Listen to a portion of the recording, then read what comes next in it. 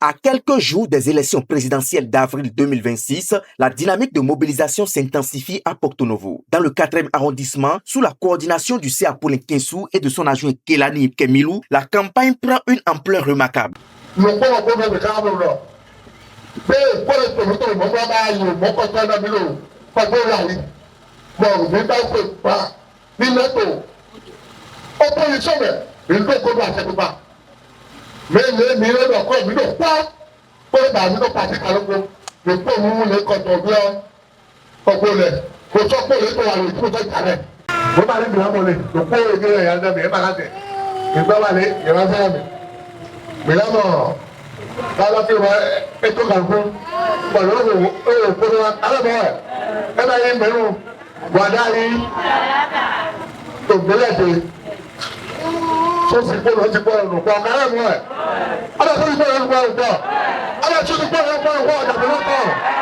Engagé depuis le début dans cette bataille électorale et après avoir parcouru plusieurs quartiers, l'équipe de mobilisation a poursuivi son déploiement dans des zones stratégiques telles que Anavie Centre, Anavie Voirie, Moussa, Kandevie Misogbe et Kandevie Oode. Partout, les populations ont réservé un accueil chaleureux à la délégation conduite par le coordonnateur Paulin Kensou et son adjoint.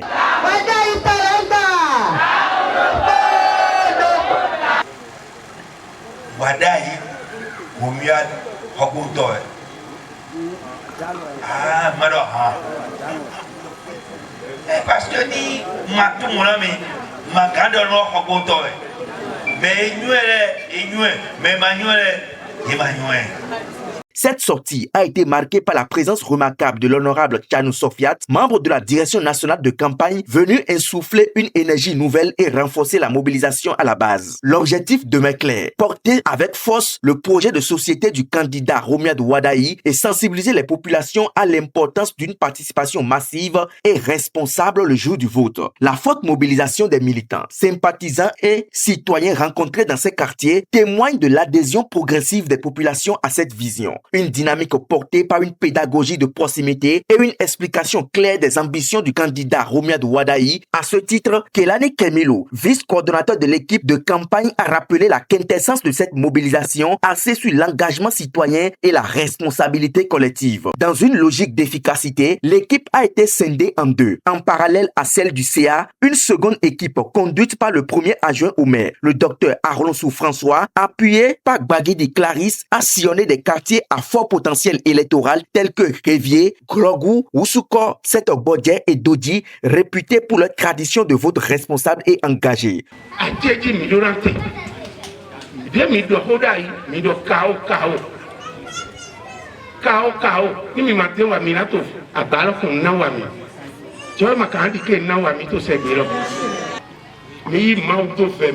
Quatrième arrondissement.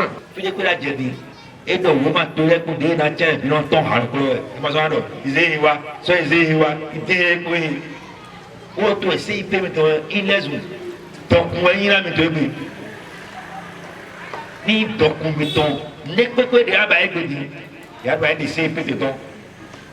parce qu'il y a le CIP, le numéro 2 de guerrier à Pin, à ton père, pour nous filer et de dire, numéro 1 d'abord, mais ton père, on doit nous CIP. Où est mais là, ça doit voter, c'est quoi? Mais, 90, alors 95%. Naïdonami, nous monsieur le maire, nous devons pouvoir donner le crocodile. Tu es prêt pour n'a pas une de l'aide pour tout faire des petits. Pour cette autre, pour j'ai pour comme il y a mon enfant de tout million.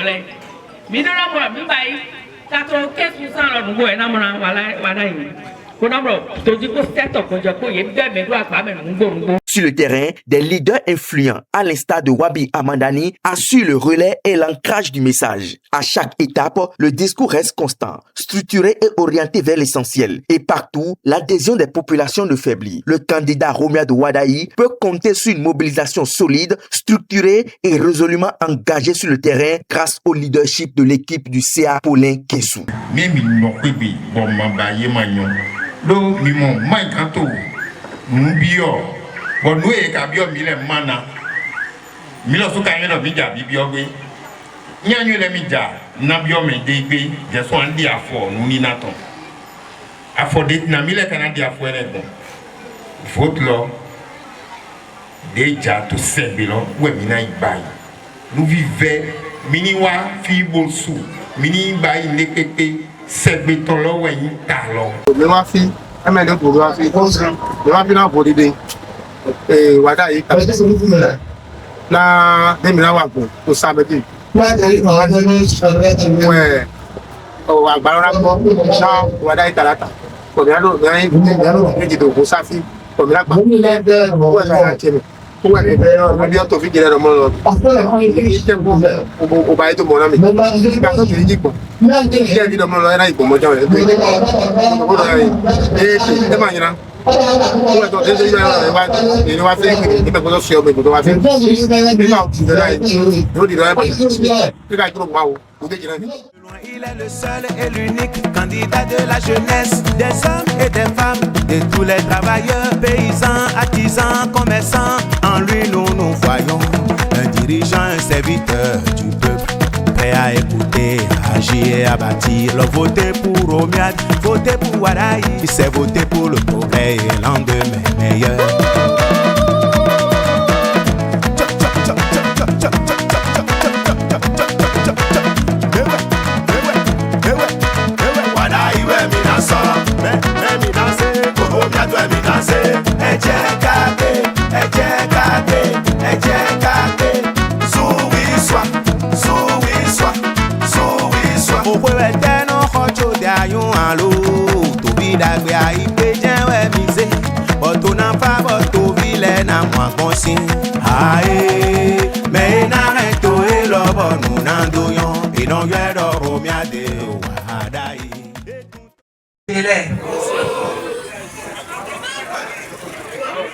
Mi kukale na chile.